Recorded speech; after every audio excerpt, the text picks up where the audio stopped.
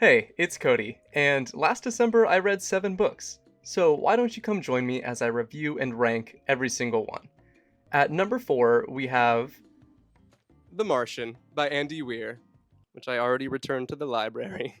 So, The Martian holds a very special place in my heart because it did get me out of a major reading slump. In this story, Mark Watney is an astronaut on a mission to Mars, and while on the surface, when his crew thinks he's dead, they accidentally leave him behind.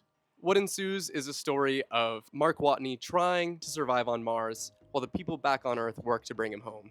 The whole book is essentially just a series of problem solving efforts on Mark's part to stay alive on a hostile world. And it's kind of a blast. Mark Watney is just a really fun character to follow, and it's really enjoyable to just watch him try and improvise solutions to all the different problems that come up.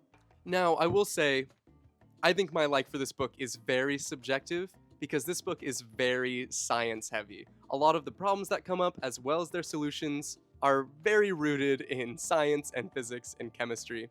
Personally, before I switched over to social sciences in college, I was a physics person, and even when I was a kid, I just really loved science, and so that kind of does it for me.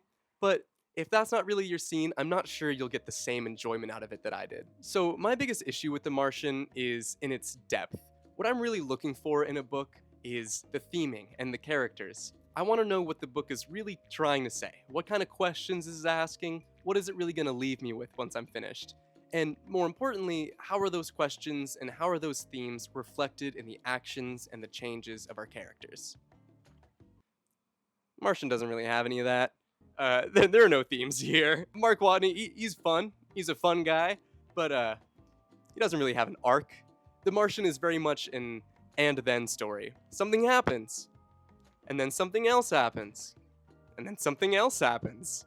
But despite all of this, it's just a good time. It's just fun to read. It's the kind of book that you can crunch through in a single day, and I that's what I did.